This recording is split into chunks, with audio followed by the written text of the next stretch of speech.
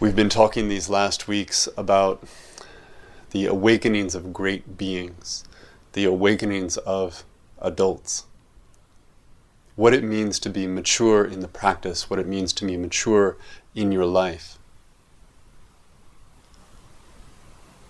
It's a lot of common sense. But this one, today we reach number 5, I think. Number 5. Which may feel a little less like common sense. It may be slightly counterintuitive. Dogen writes, "The fifth awakening is not to neglect mindfulness. It is also called to maintain right thought. This helps you to guard the Dharma so you won't lose it. It is called to maintain right thought, or not to neglect mindfulness." And then, as he always does, he turns to the Buddha, what the Buddha said about this same topic. And he says, the Buddha said, "Monks, for seeking a good teacher and good help, there is nothing like not neglecting mindfulness. If you practice this, robbers of desire cannot enter you. Therefore, you should always maintain mindfulness in yourself. If you lose it, you will lose all merits. When your mindfulness is solid, you will not be harmed, even if you go into the midst of the robbers of the 5 sense desires. It is like wearing armor and going into a battlefield, so there is nothing to be afraid of. It is called not to neglect mindfulness." This language sounds familiar, perhaps, if you've joined us on a night when we've chanted the Universal Gateway, right? It's similar. Instead of mindfulness, we're talking about compassion, and we're saying, if you remember compassion, then, when robbers attack you, you'll be safe. When dragons come after you, you'll be okay. When the poisonous snakes are there, it's going to be fine, right? As long as you have that mind of compassion. It becomes very protective. Right? As long as you have this one thing, you're going to be okay. I think I understand what is meant here about the armor and about going into a battlefield, about having nothing to be afraid of. But I may be wrong. I'm going to speak from how I see it. I don't know if that's how Dogen saw it. I don't know if that's how the Buddha saw it. But I want to focus on this part because I think this language, though powerful, is dangerous. We don't want to take this the wrong way. As some of you know, I've been doing an internship these last few months as a counselor, as a therapist. And sometimes people come in, they're very distressed about whatever it is, because of anxiety, because of fear, because of grief. So distressed that it's hard for them to focus on what's going on. And so in those moments, I might say, let's do something, and I don't call it mindfulness, but it might be kind of like mindfulness. Say, let's feel your feet on the ground. Let's notice the way that we're breathing. Let's notice all these sounds in the room. And in this way, sometimes we're able to kind of slow down, and we're able to become present enough to have that conversation. But I also have to say explicitly, we're not doing this so that you feel better. We're not breathing in this way so that you feel better. We're not breathing in this way so that you can relax.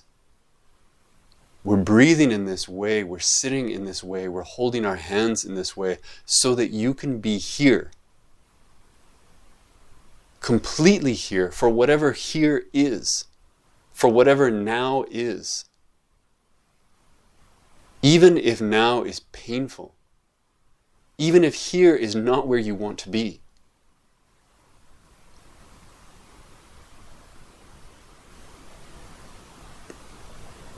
It is so easy, especially in the way that we sometimes hear mindfulness as a kind of tool,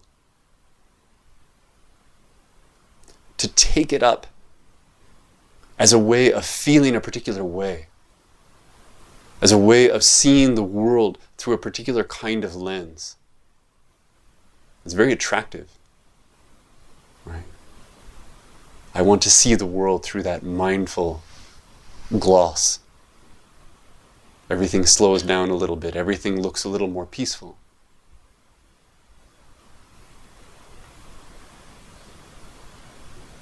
In the broader conversation, we call that mindfulness, but that's not mindfulness. Not for this conversation, it's not.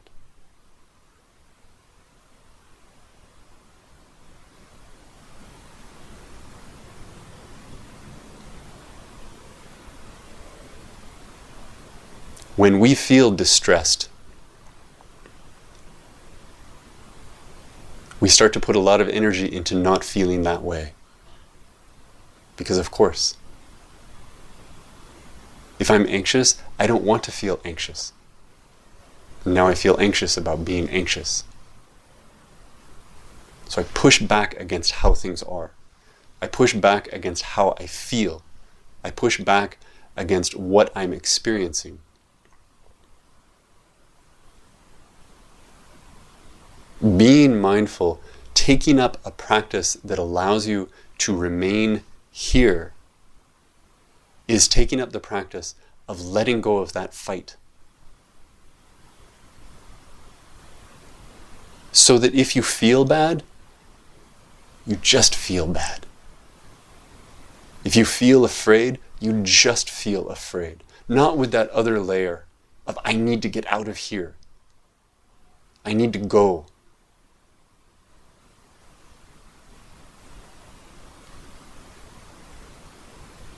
When you turn on the TV and you see that 19 children were just murdered, where does your mind go?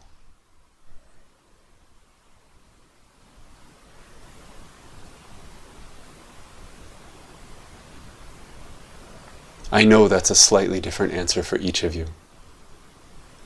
But I also know that for most people, at least part of their mind is thinking, I don't want this. I don't want to see this. I don't want to hear this. I don't want to feel this. It's not that I want to wipe my mind clean. I don't want to feel this 100% because it's too much. And in those moments, we might take something up to distract ourselves a little bit. Or we might do something that has always felt a particular way so that we can feel that particular way. Because that way feels better than this.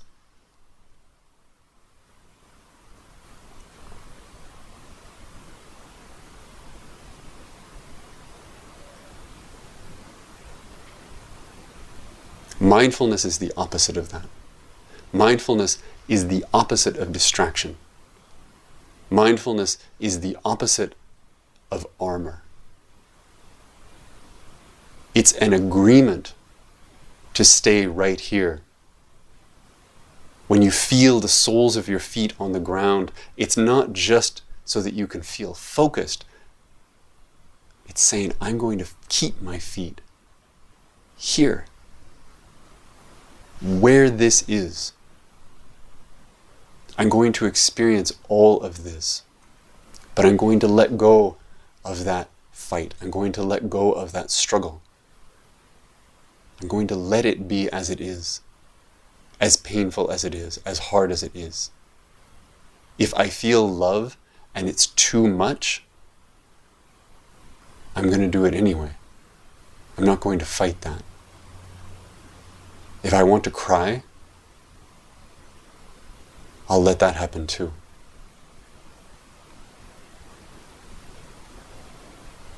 And so we get this language that says it's like wearing armor and going into a battlefield, so there is nothing to be afraid of. But again, I want to be clear, it's not because you're safe. It's not because you've put up something that is between you and that.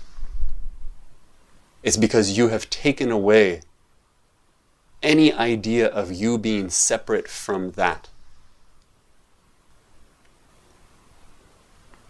There is nothing to be afraid of. There is nothing to be protected from. Because you've let go of the idea that there's something that for you is unsafe. All of it is safe. All of it is something you can hold. Just by being here and not fighting it anymore.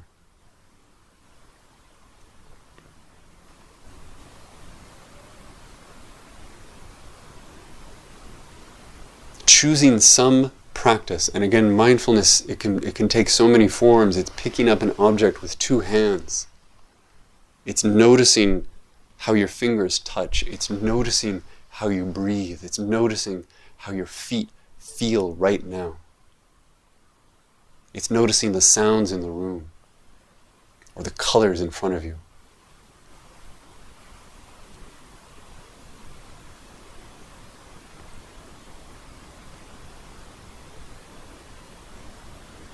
All of those are decisions to not run.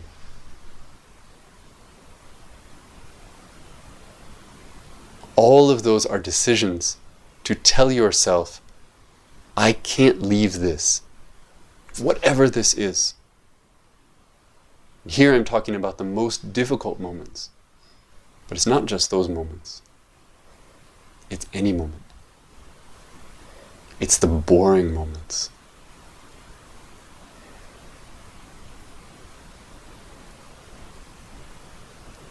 Not to neglect mindfulness is to choose moment by moment by moment to be here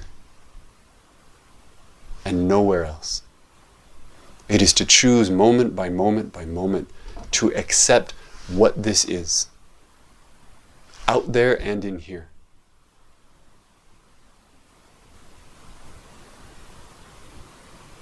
Without judgment, without pushing away.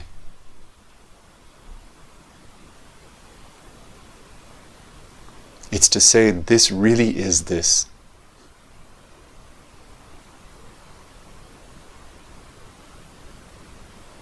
I don't need to cover my eyes. I don't need to protect my heart.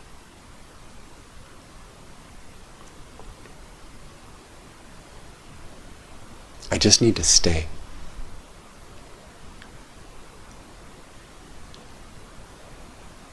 This is my understanding of what it is to not neglect mindfulness. And that's where I'll stop.